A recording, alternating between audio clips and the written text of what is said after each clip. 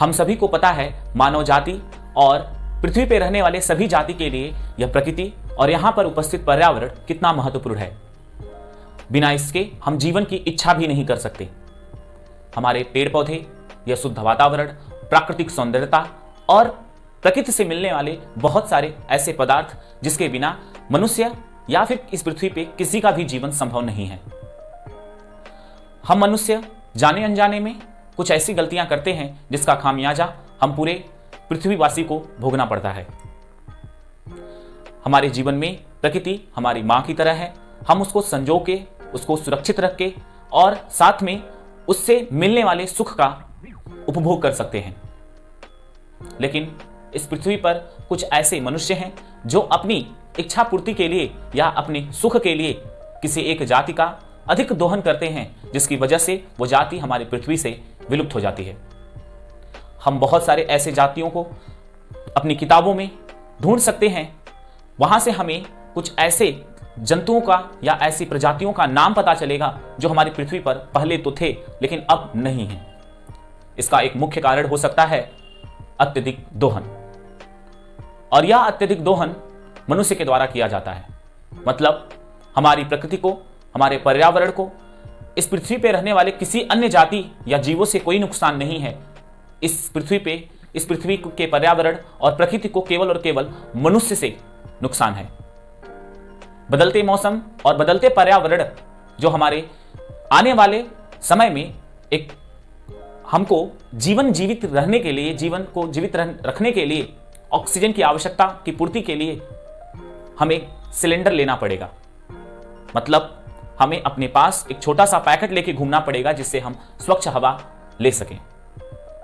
In fact अगर हम ये बात कहें कि ये फ्यूचर की बात नहीं, प्रेजेंट टाइम में ये सारी घटनाएं हो रही हैं। अर्थात लोग स्वच्छ हवा के लिए प्रकृति को सुरक्षित न रखकर उसको प्रदूषित कर देते हैं, और जिसकी वजह से उनको अपने साथ एक स्वच्छ ऑक्सीजन का सिलेंडर रखना पड़ता है। तो हम मानव समाज से यही विनती करेंगे कि कोई ऐसा काम ना करे जिसकी वजह से पर्यावरण और प्रकृति पर नुकसान हो। चलिए आज हम एक ऐसी कहानी बताएंगे जिसने पर्यावरण को बचाने के लिए, पर्यावरण को शुद्ध रखने के लिए, प्रकृति को बचाने के लिए अपनी जान की आहुति दे दी। आज की कहानी राजस्थान के मारवाड़ गांव, जिसका आज नाम खिजराली गांव भी है, वहां पर रहने वाले बिश्नोई समाज की है। जोधपुर के राजा को अपने महल बनाने के लिए कुछ लकड़ियों की आवश्यकता थी। उन्होंने अपने मंत्री गिरधारी दास को यह आदेश दिया कि महल बनाने के लिए या महल के निर्माण में जितनी भी लकड़ी की आवश्यकता है उसकी पूर्ति वो जल्द से जल्द कर दें। गिरधारी दास ने यह निर्णय लिया या राजा को बताया कि बगल के गांव में खिजराली के वृक्ष उपस्थित हैं और वो वृक्ष हमारे महल के लिए या महल के चूने को गर्म करने के लिए अच्छे होंगे। राजा ने उस वृक्ष को काटने का आदेश दिया। गिरधारी दास अपने कुछ सैनिकों के साथ उस गांव में जाते हैं जहां पर बिश्नोई समाज के लोग रहते हैं। वहीं पर एक महिला जिनका नाम अमृता देवी, वो अपने 3 पुत्रियों और अपने पति के साथ रहती हैं, जिनका घर का रहन सहन या घर का खर्च उनके दैनिक जीवन में रोज काम करने की वजह से पूरा होता है। गिरधारी दास वहां पहुंचते हैं और सर्वप्रथम वहां पर अमृता देवी के घर के आसपास लगे खिजराली वृक्ष को काटने की अनुमति देते हैं। बिश्नोई समाज जो राजस्थान के खिजराली गांव में उपस्थित है, जिसका नाम अभी हमने एक और बताया, मारवाड़ गांव। यह गांव के लोग जो बिश्नोई समाज हैं, वह लोग प्रकृति से और वृक्षों से काफी ज्यादा प्रेम करते थे। उनके गांव में उपस्थित खिजराली वृक्ष, वह उसे भगवान की तरह मानते थे, उसकी पूजा करते थे। और उसी वृक्ष को काटने के लिए गिरधारी दास अपने सैनिकों के साथ पहुंच गए। जैसे ही इस बात का पता चलता है अमृता देवी को, अमृता देवी इसका विरोध करती हैं और गिरधारी दास यानी जो मंत्री है वो ये पूछता है कि आप इस वृक्ष को बचाने के लिए क्या कर सकते हैं। अमृता देवी का एक शब्द जो हमें झकझोर के रखेगा वो यही है।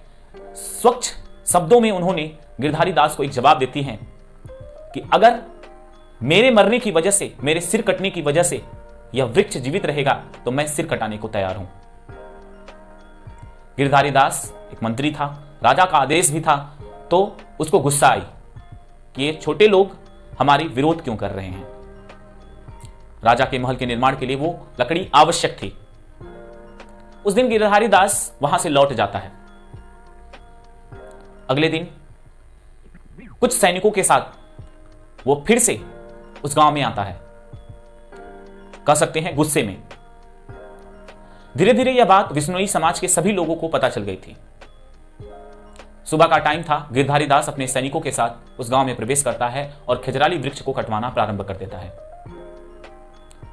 और सबसे पहला वृक्ष अमृता देवी के घर के आसपास, मतलब घर के पास का कटता है। जैसे ही अमृता देवी को इस बात का पता चलता है, वो दौड़ती हुई उस वृक्ष के पास जाती है और वो कहती हैं, इस वृक्ष को काटने से पहले आपको मुझे काटना पड़ेगा, मेरा सिर काटना पड़ेगा। प्रकृति का वो प्रेम आज मानव समाज के लिए बेमिसाल है और हमें उस प्रकृति के प्रेम से या उन लोगों के विश्नोई समाज के उस प्रेम से हमें ये इस बात से सीखना चाहिए कि हमारे लिए प्रकृति और पर्यावरण कितना महत्वपूर्ण है। और गिरधारी दास या सैनिकों को मना करते हुए अमृता देवी अपने एक वृक्ष से लिपट जाती हैं। गिरधारी दास को गुस्सा आता है, वो सैनिकों को आदेश देता है और कुल्हाड़ी से पहला सर अमृता देवी का काटा जाता है। इसके बाद उनकी 3 पुत्रियां अलग अलग पेड़ों से चिपक जाती हैं। अभी भी गिरधारी दास रुकता नहीं और उनकी 3 पुत्रियों का सर काटा जाता है। यह बात पूरे विश्नोई समाज में आग की तरह फैलती है। देखते ही देखते विश्नोई समाज के सभी लोग वृक्ष की रक्षा के लिए सभी पेड़ों से लिपट जाते हैं। और इसके साथ ही गिरधारी दास लगातार सैनिकों को आदेश देता रहता है और इस प्रकार से 363 लोगों को काट दिया जाता है। ये पूरे विश्व की घटना बताएं तो पूरे विश्व में ऐसा आज तक कभी नहीं हुआ कि वृक्षों को बचाने के लिए अपने प्राण की आहुति दी गई हो। और पहली कुल्हाड़ी अमृता देवी पर लगी थी।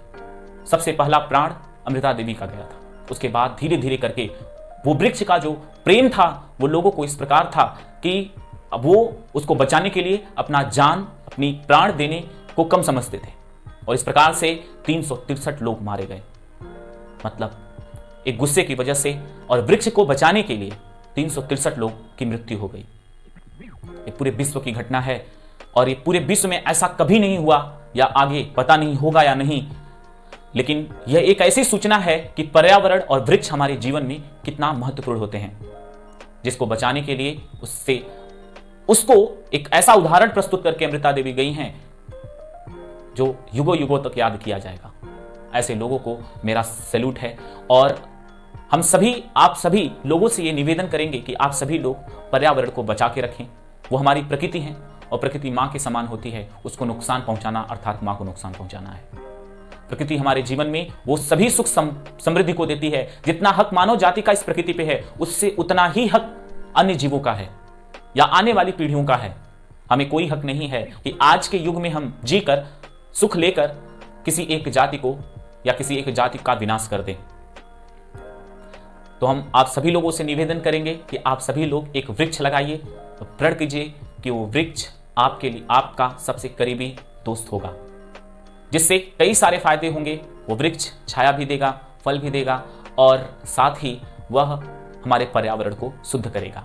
छोटी छोटी पहल ही हमारे पर्यावरण को सुरक्षित कर सकती हैं। तो आज की कहानी कैसी लगी अमृता देवी बिश्नोई की, और पर्यावरण के लिए ये कहानी जो एक मिसाल की तरह बनी, आज तक पूरे विश्व में बात करते हैं, पूरे विश्व में इस तरह की का कोई एग्जाम्पल नहीं है जिन्होंने मतलब वृक्षों को बचाने के लिए 363 लोगों की आहुति दी गई। तो आज की कहानी से हमने ये सीखा कि जो हमारा प्रकृति है और हमारा पर्यावरण, वृक्ष हमारे लिए माँ समान होते हैं और इसको हमें नुकसान नहीं पहुंचाना चाहिए। तो आज चलते हैं, फिर से मिलेंगे इसी तरीके के वीडियो में। Thank you so much. और साथ में वीडियो पसंद आया तो लाइक करिए, अपने दोस्त को शेयर करिए और चैनल को सब्सक्राइब कर लीजिए। थैंक्स।